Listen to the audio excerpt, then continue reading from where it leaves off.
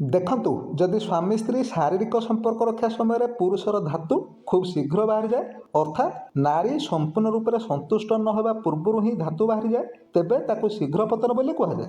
ଯଦିଓ ଶୁଣିବା ପାଇଁ ଏହି ଶୀଘ୍ର ପତନ ରୋଗଟି ଗୋଟିଏ ସାଧାରଣ ସମସ୍ୟା ପରି ଲାଗୁଥାଏ, କିନ୍ତୁ କେବଳ ଏହି ସମସ୍ୟା ପାଇଁ ହିଁ ଅଧିକାଂଶ ସ୍ୱାମୀ ସ୍ତ୍ରୀଙ୍କ ସମ୍ପର୍କରେ ଭବିଷ୍ୟତରେ ଫାଟ ମଧ୍ୟ ସୃଷ୍ଟି ହୋଇଥାଏ।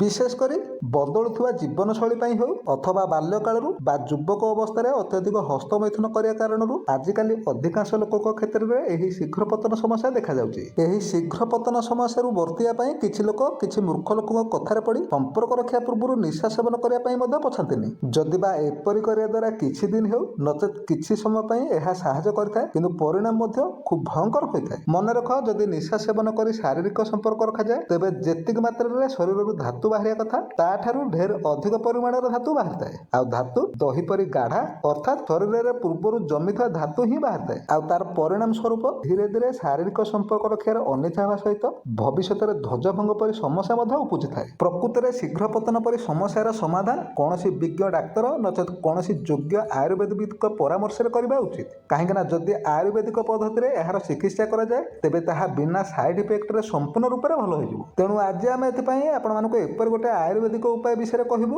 ଯାହା କେବଳ ଶୀଘ୍ର ପତନ ନୁହଁ, ବରଂ ତା ସହିତ ଯଦି ସ୍ୱପ୍ନ ଦୋଷ କିମ୍ବା ଯଦି ଅନ୍ୟ କୌଣସି ବି ଧାତୁ ସମସ୍ୟା ଥାଏ, ତେବେ ସେସବୁ ମଧ୍ୟ ଖୁବ୍ ଶୀଘ୍ର ଭଲ ହୋଇଯିବ, ଆଉ ତା ବି ସମ୍ପୂର୍ଣ୍ଣ ନିରାପଦ ସହିତ। ତେବେ ଫ୍ରେଣ୍ଡସ୍, ଯଦି ଆପଣଙ୍କର ଏହିଭଳି ଶୀଘ୍ର ପତନ ସମସ୍ୟା ଥାଏ ଆଉ ଆପଣ ଏ ସମସ୍ୟାରୁ ମୁକୁଳିବା ପାଇଁ ଚାହୁଁଥାନ୍ତି, ତେବେ ପ୍ରଥମେ ଆପଣ 100 ଗ୍ରାମରୁ ନେଇ 200 ଗ୍ରାମ କିଛି କବାବ ଚିନିକୁ କିଣି ଆଣନ୍ତୁ। ଏହି କବାବ ଚିନି ଆପଣ କୌଣସି ବି ଆୟୁର୍ବେଦିକ ଚେରମୂଳି ବିକ୍ରି ହେଉଥିବା ଦୋକାନରୁ ଖୁବ୍ ସହଜରେ ପାଇଯିବେ। ଆଉ ଯଦି ଆପଣଙ୍କ ଆଖପାଖରେ କୌଣସି ଆୟୁର୍ବେଦିକ ଦୋକାନ ନଥାଏ, ତେବେ ଆପଣ ଚାହିଁଲେ ଏହାକୁ ଅନଲାଇନରୁ ମଧ୍ୟ କିଣିପାରିବେ। ତେବେ ଯେତେବେଳେ ଆପଣ କବାବ ଚିନିକୁ କିଣି ଆଣିବେ, ପ୍ରଥମେ ଆପଣ ସେ କବାବ ଚିନିକୁ ଦେଖନ୍ତୁ ଯେପରି ସେଥିରେ କାଠି କୁଟା ପରି କୌଣସି ଆବର୍ଜନା ଯେପରି ନଥାଏ। କାହିଁକିନା ଖୋଲାରେ ଯଦି ଆପଣ କବାବ ଚିନିକୁ କିଣିବେ, ତେବେ ସେଥିରେ କାଠି କୁଟା ପରି ଆବର୍ଜନା ମଧ୍ୟ ରହିଥିବ। ତେଣୁ କବାବ ଚିନିକୁ ଆପଣ ନେଇ ଆସିବା ପରେ ତାକୁ ଆପଣ ଖୁବ୍ ଭଲ ଭାବରେ ସଫା କରି କୌଣସି ଶିଳବଟାରେ ହେଉ କିମ୍ବା ଗ୍ରାଇଣ୍ଡରରେ ଖୁବ୍ ଭଲ ଭାବରେ ଗୁଣ୍ଡ କରି ପ୍ରଥମେ ତାକୁ ସାଇତି ନିଅନ୍ତୁ। ଏହାପରେ ଆପଣ 7 ଦିନରୁ ନେଇ 14 ଦିନ ପର୍ଯ୍ୟନ୍ତ ସମ୍ପୂର୍ଣ୍ଣ ତେଲ ମସଲା ଓ ଖଟା ଜାତୀୟ ଜିନିଷକୁ ତ୍ୟାଗ କରିବା ସହିତ ପ୍ରତ୍ୟେକ 2 ଘଣ୍ଟା ଅନ୍ତରାଳରେ ଖାଆନ୍ତୁ। ଅର୍ଥାତ୍ ଆପଣ ଦିନ ତମାମ ପ୍ରତ୍ୟେକ 2 ଘଣ୍ଟା ଅନ୍ତରାଳରେ ଏହି କବାବ ଚିନିର ଗୁଣ୍ଡକୁ 1 ଗ୍ରାମରୁ ନେଇ 2 ଗ୍ରାମ ପର୍ଯ୍ୟନ୍ତ ପାଣି ସହିତ ଖାଇବେ। ପ୍ରଥମେ ଆପଣ କବାବ ଚିନିର ଗୁଣ୍ଡକୁ ନିଜ ପାଟିରେ ପକାଇବା ପରେ କମ୍ ସେ କମ୍ ଆପଣ 1 ଗ୍ଲାସ ଥଣ୍ଡା ପାଣି ପିଅନ୍ତୁ। ଏପରି କରିବା ଦ୍ୱାରା ଶରୀରରେ ଥିବା ଏବଂ ଧାତୁରେ ଥିବା ସମସ୍ତ ଗରମ ଦୋଷ ପରିସ୍ରା ଆକାରରେ ବାହାରିଯିବ। ଏହିପରି ଭାବରେ ଆପଣ ରେଗୁଲାର 8 ଦିନ ପର୍ଯ୍ୟନ୍ତ ଏହାକୁ ଖାଇବେ।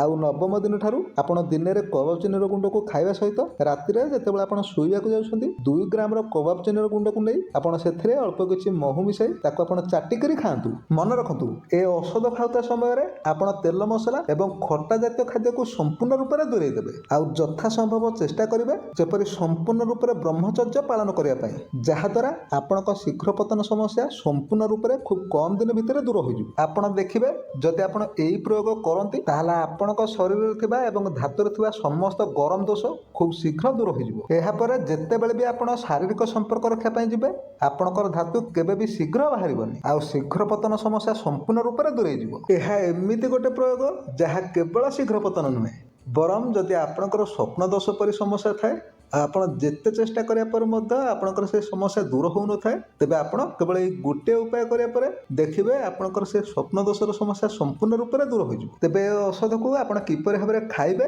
ତାହା ଆମେ ଆପଣମାନଙ୍କୁ ଉଦାହରଣ ସ୍ୱରୂପ ଭାବରେ ମଧ୍ୟ ବୁଝାଇ ଦେଉଛୁ। ଦେଖନ୍ତୁ, ଯଦି ଆପଣ ସକାଳ 6ଟା ସମୟରେ ଉଠନ୍ତି ଆଉ ନିତ୍ୟକର୍ମ ସାରୁ ସାରୁ 7ଟା ବାଜିଯାଏ, ତେବେ ଆପଣ 7ଟା ସମୟରେ 2 ଗ୍ରାମର କବାବ ଚିନି ଗୁଣ୍ଡକୁ ନିଜ ପାଟିରେ ପକାଇ ତା ଉପରକୁ ଆପଣ 1 ଗ୍ଲାସ ଥଣ୍ଡା ପାଣି ପିଅନ୍ତୁ। ଆଉ 7ଟା ସମୟ ଠାରୁ 2 ଘଣ୍ଟା ପରେ ଅର୍ଥାତ୍ 9ଟା ସମୟରେ ଆପଣ ପୁଣି ଥରେ 2 ଗ୍ରାମର କବାବ ଚିନି ଗୁଣ୍ଡକୁ ପାଟିରେ ପକାଇ ଉପରେ ଆଉ 1 ଗ୍ଲାସ ଥଣ୍ଡା ପାଣି ପିଅନ୍ତୁ। ଏହିପରି ଆପଣ 8 ଦିନ ପର୍ଯ୍ୟନ୍ତ ଖାଇବେ। ଆଉ 8 ଦିନ ପରଠାରୁ ଯେଉଁଦିନ 9ମ ଦିନ ହେବ, ସେଦିନ ଆପଣ ଦିନ ତମାମ ଏହିପରି ଭାବରେ ଖାଇବା ପରେ ରାତିରେ ଯେତେବେଳେ ଆପଣ ଶୋଇବାକୁ ଯାଉଛନ୍ତି, 2 ଗ୍ରାମ କବାବ ଚିନିର ଗୁଣ୍ଡରେ ଆପଣ କିଛି ମହୁକୁ ମିଶାଇ ତାକୁ ଚାଟିକରି ଖାଆନ୍ତୁ। ଏହିପରି ଭାବରେ ଆପଣ 9ମ ଦିନରୁ ନେଇ 14 ଦିନ ପର୍ଯ୍ୟନ୍ତ ଖାଇବେ। ଫ୍ରେଣ୍ଡସ୍, ଏହି ଆୟୁର୍ବେଦିକ ଉପାୟଟି ସମ୍ପୂର୍ଣ୍ଣ ରୂପରେ ଶୀଘ୍ର ପତନ ଆଉ ସ୍ୱପ୍ନ ଦୋଷକୁ ଦୂର କରିବାର ଗୋଟେ ସମ୍ପୂର୍ଣ୍ଣ ରୂପରେ କାରିଗର ଉପାୟଟିଏ। ଯଦି ଏହା ପରେ ମଧ୍ୟ ଆପଣଙ୍କର ସ୍ୱପ୍ନ ଦୋଷ କିମ୍ବା ଶୀଘ୍ର ପତନ ଭଲ ନ ହୁଏ, ତେବେ ଆପଣ ଆମକୁ କମେଣ୍ଟ ମାଧ୍ୟମରେ ନିଶ୍ଚୟ ଲେଖିକି ଜଣାନ୍ତୁ, ଯାହାଦ୍ୱାରା ଆମେ ପରେ ଏହାର ଆଉ ଗୋଟେ ଉପାୟଟିଏ ମଧ୍ୟ କହିବୁ। ତେଣୁ ଆପଣ ଯଦି ଏପର୍ଯ୍ୟନ୍ତ ଆମ ଚ୍ୟାନେଲଟିକୁ ସବସ୍କ୍ରାଇବ୍ କରିନାହାନ୍ତି,